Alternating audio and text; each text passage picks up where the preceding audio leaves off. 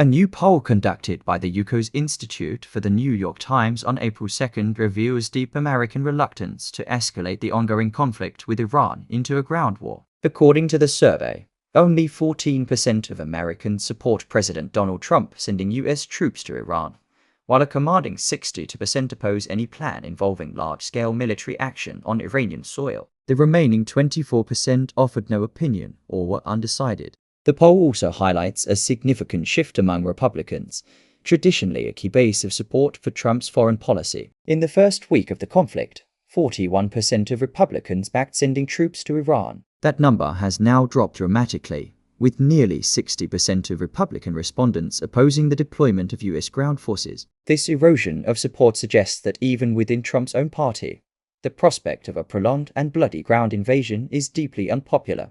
The Strait of Hormuz, a red line and a diplomatic lever despite public opposition.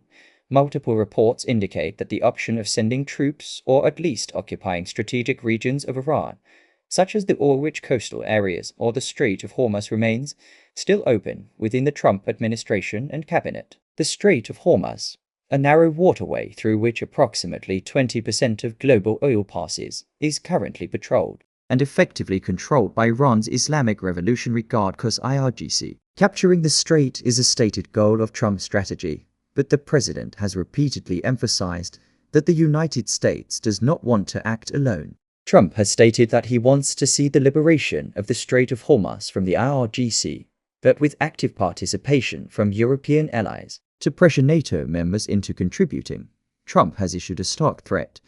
If the United States decides to intervene and Europe does not help, the US may withdraw from NATO, arguing that the alliance has failed to support American interests. In a parallel move, Trump has also threatened to cut off military aid to Ukraine, which is currently in the midst of defending itself against Russia's ongoing invasion. These dual threats are widely seen as leverage to force European nations to commit to a coalition in the Gulf. The air war, uncontested supremacy, while the American public opposes a ground war. The ongoing US-Israeli air campaign against Iran has achieved remarkable success. Over the course of 34 days, coalition warplanes have flown nearly 20,000 sorties without losing a single aircraft to Iranian air defenses. Witnesses in Tehran and other Iranian cities have reported seeing US warplanes flying low over multiple areas, including the capital. Some Iranians even claim to have seen a B-52 bomber operating without being fired, upon an indication that Iran's once formidable integrated air defense system IEDs has been largely neutralized. According to a source from the Iranian Ministry of Defense, cited by the Iranian news agency Janissary on Wednesday, April 1st, the Israeli air campaign has been almost completely successful. Key strategic sites have been destroyed, including facilities related to Iran's nuclear program, missile storage depots and missile factories, nuclear power plants, and bomb storage sites, military command and control centers.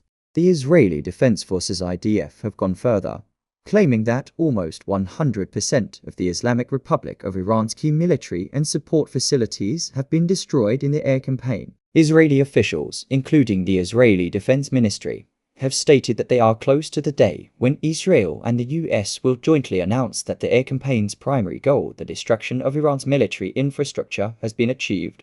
Timelines and contradictions. Israeli Defense Ministry has reportedly planned for an air campaign lasting 6 weeks, and the conflict is now entering its 5th week. However, President Trump has publicly announced that he will end the war on Iranian soil within 2 to 3 weeks, claiming that the plan to destroy the main targets of the IRGC is almost completely complete. Despite these claims, Iran insists that it retains the ability to defend its territorial sovereignty and can continue waging war against the US and Israel for months to come. In a recent escalation, Iran launched its largest missile attack on Israel to date, including at least 10 intercontinental ballistic missiles (ICBMs). Israel claims that most of these were intercepted and destroyed by its air missile defense system, but the attack demonstrates that Iran still possesses some offensive capabilities. Regional spillover. Retaliation against Gulf state as the war has expanded beyond direct Iranian exchanges. Iran has launched retaliatory strikes not only on Israel and US military bases in the Middle East, but also on countries hosting US assets. Targets have included oil storage facilities in the Gulf, commercial shipping vessels, military bases in Saudi Arabia, the United Arab Emirates UAE, Kuwait, Bahrain, Sudan, and Qatar. In response, these countries, all of which have received Iranian-backed attacks, are reportedly preparing a joint statement to join the US in an operation to seize the Gulf of Aden, likely a reference to the Strait of Hormuz or the broader Gulf region from Iranian forces. The Arab League has taken the lead in organizing what it calls a peacekeeping force to secure the waterway, framing it as an international maritime zone that must remain open to global commerce.